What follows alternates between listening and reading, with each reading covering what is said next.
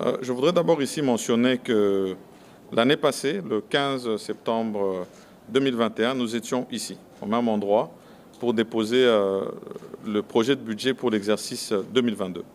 Nous avions à ce moment-là affirmé que le gouvernement que je dirige, et selon la vision de son Excellence Monsieur le Président de la République, Félix-Antoine Tshisekedi Tshilombo, devait être respectueux des textes. Et ici, c'est cette manifestation de déposer pour la deuxième fois le budget dans les délais constitutionnels.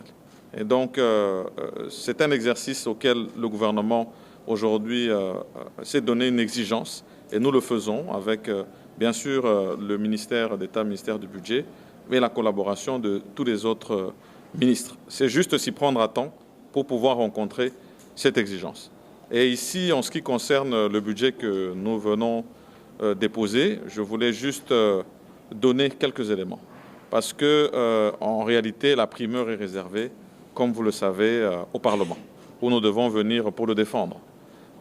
Ces éléments, c'est d'abord les indications qui nous avaient été données clairement lors d'un Conseil des ministres, en communication de son Excellence, Monsieur le Président de la République, de demander au gouvernement de tenir compte de l'aspect social, donc d'avoir vraiment un budget pro-social pour la République, indépendamment du contexte politique et économique mondial dans lequel nous sommes, et indépendamment de nos réalités. Alors ici, nous avons tenu à respecter cette instruction qui nous a été donnée. Instruction d'aller d'abord sur l'accroissement du budget, parce que, comme vous le savez, nous nous sommes inscrits dans les missions qui nous avaient été données et nous avions déjà compris qu'il fallait absolument aller dans des réformes qui devaient nous permettre d'avoir les moyens de notre politique. Donc, depuis que nous sommes là, nous avons effectué un travail avec toutes les instances de contrôle qui existent pour pouvoir canaliser les recettes de l'État et permettre qu'elles puissent augmenter. Et ici, je suis, je vais dire,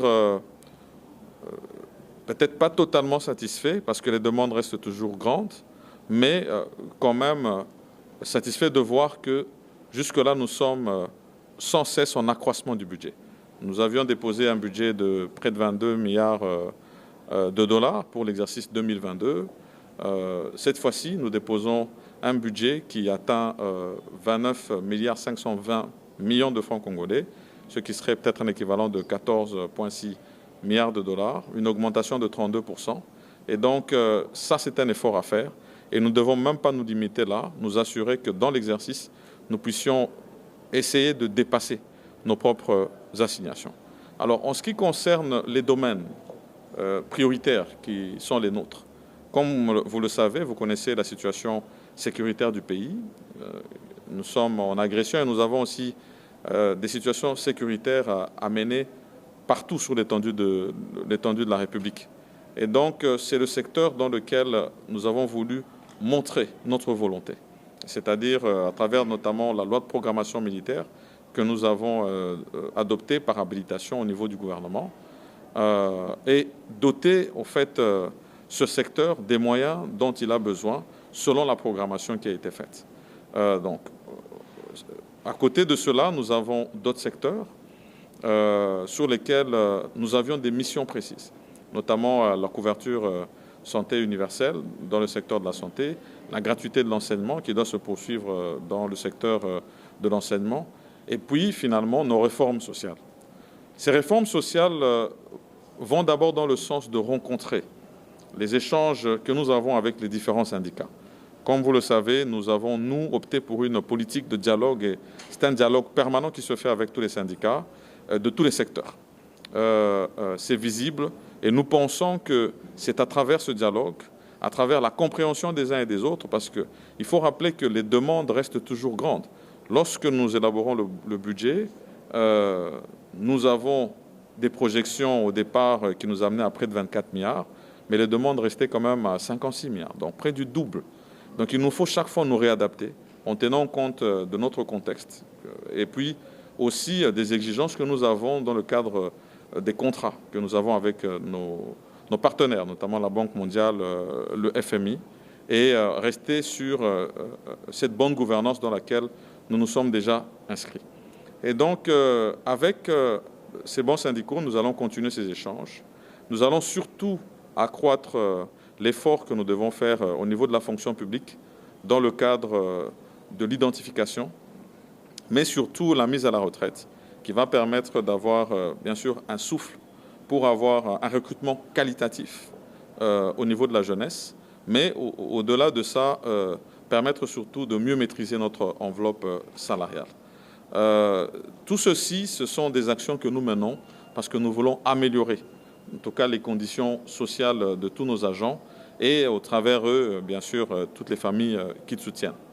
Je voudrais insister sur le fait que, dans les missions qui sont les nôtres, nous avons tenu aussi à rester dans le respect des engagements du point de vue des investissements que nous devons faire. Vous savez que nous sommes dans un programme ambitieux, un programme de développement à la base pour une juste redistribution des richesses dans chaque territoire. Et donc là-dessus aussi, nous allons maintenir le cap du point de vue des investissements qui doivent être faits. Nous n'allons pas oublier, bien sûr, les engagements que nous avons avec les provinces. Et donc tout ceci pour permettre que, justement, nous puissions rencontrer ces besoins et ces demandes de la population. Besoins qui doivent aussi se manifester dans notre propre production. Aujourd'hui, le contexte mondial, surtout avec la guerre russo-ukrainienne, nous a démontré que nous avons besoin d'augmenter, d'accroître notre propre production locale et de diversifier notre économie. Au-delà de ça, de permettre au fait qu'il y ait des échanges au niveau du pays, de toutes ces denrées, de toute cette richesse au niveau agricole que nous avons. Donc là aussi est une priorité des priorités. Et donc pour tous ces budgets-là, des accroissements précis ont été faits. Nous donnerons les chiffres, bien sûr, tout cela sortira bientôt et puis nous allons, comme je l'ai dit, réserver cette primeur à l'Assemblée nationale lorsque nous viendrons présenter le projet du budget.